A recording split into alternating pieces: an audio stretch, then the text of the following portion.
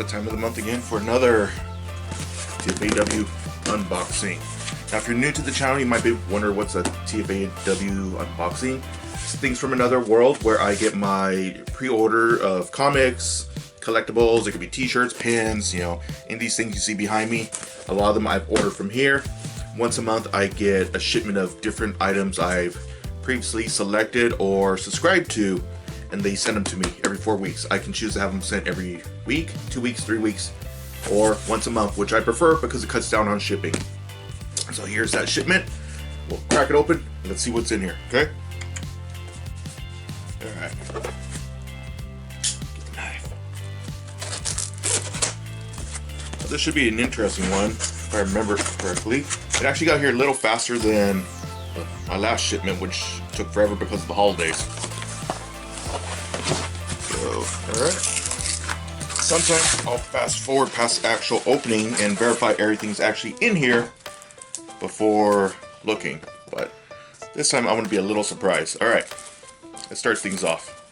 Okay, starting off first is Transformers War World, issue 26 from IDW, cover A, and this is the Williams II cover. Now, I don't really follow Transformers. They're comics long ago in Marvel when I was a kid. I used to read it, but IDW treats it far more maturely, and it's really interesting the topics they cover. They cover like the actual effects of war and different things in interpersonal relationships and how some of them could be traumatized, and the deal of going to war against half your race. I got this mainly for the art, but I've met one of the artists who works on Transformers quite a bit, Livio Ramondelli. I'm not sure if I said his name right. I hope I did. But he's done a commission for me of Venom, Agent Venom. So I started collecting some of the art from Transformers because I really like how it looks. And I do plan to get into some of the issues later. Next up is Teen Titans Endless Winter Special. Now this is a really cool variant cover. I don't remember who the artist is for this. I'm going to have to look at my packing slip, see if it mentions it. It says, oh, okay. It's the Jim Lee, it's Scott Williams cardstock variant. Cardstock variant, it's a different material. It's usually cardstock. It's a little easier to write or draw on. I don't know why they've been doing this lately. Let's zoom out a little. So Jim Lee, I should have recognized his art, so I didn't really look. Scott Williams must have done the colors. Yeah, I believe I got this because the amount of people who worked on it, so when comic conventions are back up and going again, I could get it signed. Like, I already see at least one name on there, like Hi-Fi. He's someone I need to autograph some other comics I have. I have a Harley Quinn comic, which is signed by like everyone who worked on it except Hi-Fi. So that's one of those people I need to see at a comic convention when I get a chance. So, next up is Post Americana, number 1 of 6. Now this, I don't remember why I picked up the series so much, but I remember it sounded really interesting. And it's from Image Comics. Image tends to have a lot of, not creator-owned series, but creator-operated series, where, for example, the person who created Post Americana more than likely is the one writing this book, and Image tends to only let those who created the character keep working on it. So once this miniseries is over, there's no more Post Americana unless the creator comes back to it and decides to keep going with the character or let someone else do it. It's the same thing with Spawn,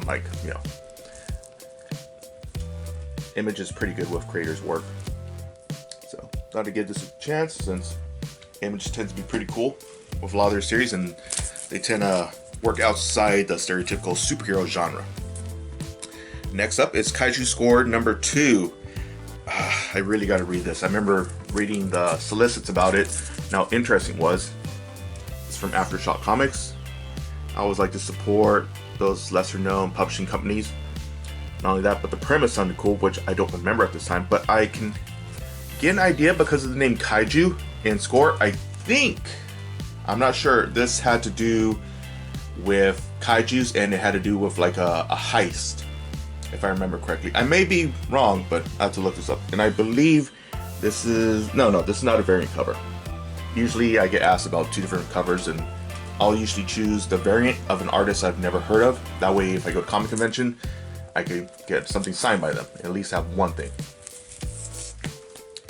All right, a few more. Next up is the next Batman, which is part of DC's current, I don't know if I'd say storyline or event, but it's running for like a month or two, called Future State, where it's supposed to be a possible alternate future in the DC Comics universe, where you can see who could be the next Superman in, like, 10, 15 years, and I believe it's his son. And then this is supposed to be the next Batman who will replace Bruce Wayne, and there's the next Wonder Woman, and so on and so on. So it's a little time jump to see what could happen in DC Comics. Now, if I remember, I believe this is Tim Fox, Lucius Fox's son. I've heard a lot of good things about it. And if I remember correctly, it's supposed to be in Gotham City, where vigilantism is now illegal. Where it was always kind of illegal, but Gotham PD always, kind of worked alongside them. But now this is supposed to be where it's like, no, you guys are done. We don't want your help. So this is supposed to be him, a little bit more of a vigilante than before. So be interesting to see how it goes. Heard great things about it. And wrapping up is Department of Truth. Let me look at my sheet. Cheat on this. Number 4, cover B by Moore. The only Moore I know is Alan Moore, and Alan Moore is definitely not an artist. Now I can see why I chose this art. It's very psychedelic, very trippy 60s, 70s looking. And I believe in the last video I accidentally called this Department H, which is a whole different series. This is Department of Truth. Alright, that wraps up another video of a TFAW unboxing.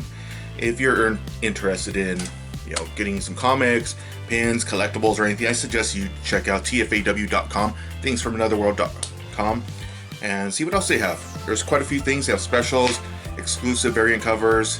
When your birthday arrives every year, they send you a little gift card where you get like $5 off. Doesn't seem like much, but it's enough to pay for a comic. So it's a nice little thing. Give a shout out to. Hope you all like this video. Thanks for watching.